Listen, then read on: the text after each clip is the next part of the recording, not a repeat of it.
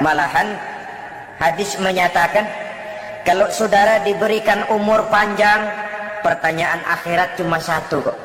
Umurmu kau habiskan di mana? Kalau saudara diberikan amanah berupa ilmu pengetahuan, pertanyaan akhirat juga cuma satu kok. Ilmumu kau amalkan untuk apa? Tapi kalau kita diberikan amanah berupa harta benda, pertanyaan akhirat itu dua.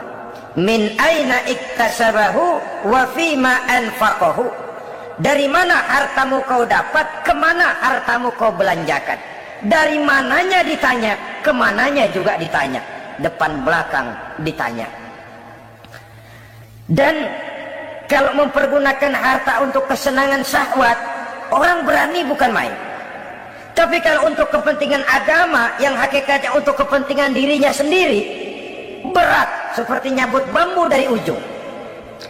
Orang kalau menyumbang masjid 100.000, itu kan zohirnya memberikan panitia masjid, tapi hakikatnya kan dia nabung buat dirinya sendiri.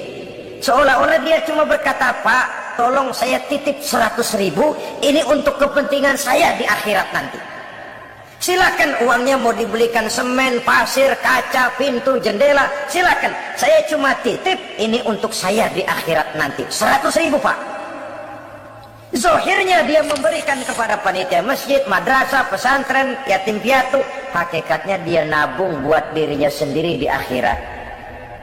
Malah tabungan ini bukan SDSB namanya, SDBS.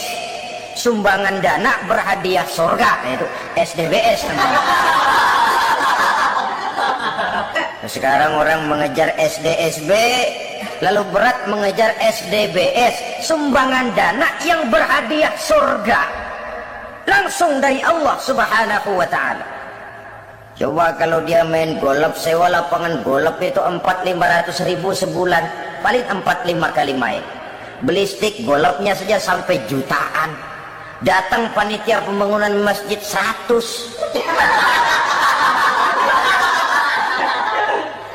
Minta didoain masuk surga lagi. Surga 100.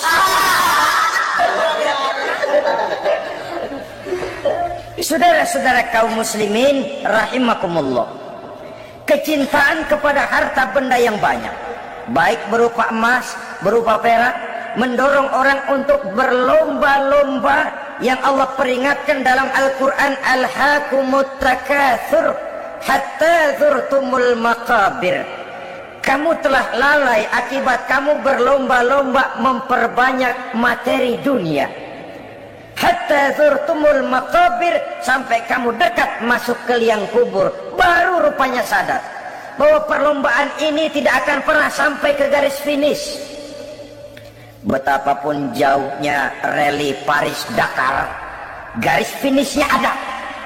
Betapapun hebatnya medan yang ditempuh, buasnya gurun pasir Afrika, garis finishnya pasti ada.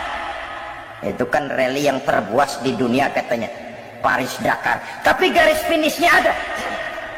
Namun jikalau kita berlomba memperbanyak harta, kita tidak akan pernah sampai ke garis finish.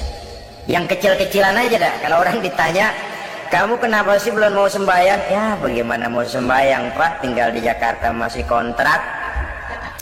Taban habis tahun diubur-ubur yang punya rumah. Kalau punya rumah sendiri walaupun kecil-kecilan, saya mau ibadah, Pak. Ya, diberikan rezeki oleh Allah, bisa bikin rumah walaupun kecil-kecilan. Belum juga mau sembahyang. Kok belum juga sembahyang? Iya, Pak, rumah emang udah punya sendiri, cuman kecil, Pak. Atasnya atap, kalau hujan aja bocor. Kalau bisa bikin rumah yang permanen, Pak, tenang, saya ibadah, sembahyang saya rajin. Iyalah, diberikan rezeki, bisa bikin rumah permanen, bagus rumahnya. Lain lagi, iya, rumah sudah permanen, tembok, ubin, cuman isinya belum ada, Pak, perabotannya. Duh. Kalau punya peralatan rumah tangga yang memadai, tenang, saya ibadah. Diberikan juga rezeki, bisa beli perabotan rumah tangga yang lumayan. Di atas tekelnya sudah pakai karpet, mebelnya spaghetti, tempat tidurnya alga spring bed dan Lopilo, ada kulkas, ada TV, di sebelah TV ada kunci mobil, kuncinya mobilnya.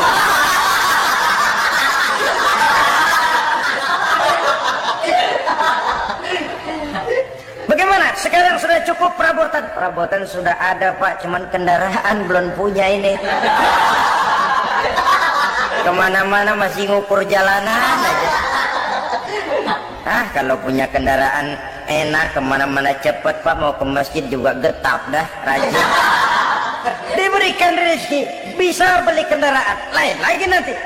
Sudah punya sepeda, pengen punya motor, kepengen punya mobil, kepengen punya pesawat terbang, pengen punya kapal induk. Sudah punya kebun, pengen beli sawah, sudah punya sawah, pengen punya gunung, sudah punya gunung, laut diborong. Perlombaan materi tidak akan pernah membawa kita ke garis finish, karena sifatnya sangat abstrak, bahkan akan mendorong kita seperti gurita, cenderung kepada penyakit tamak bin rakus alias serakah. Dengan demikian saudara-saudara, bahwa kecintaan kepada harta merupakan nafsu, dan nafsu itu adalah perhiasan. Dia bisa menjadi daya dorong positif. Kalau dalam upaya memperoleh harta itu kita tidak akan keluar dari tujuan keridhaan Allah. Saya cari nafkah, tapi yang Allah ridho. Saya ingin kaya, tapi dengan cara yang Allah ridho. Ini kunci yang akan menyelamatkan kita manusia dari perangkap menghalalkan segala cara.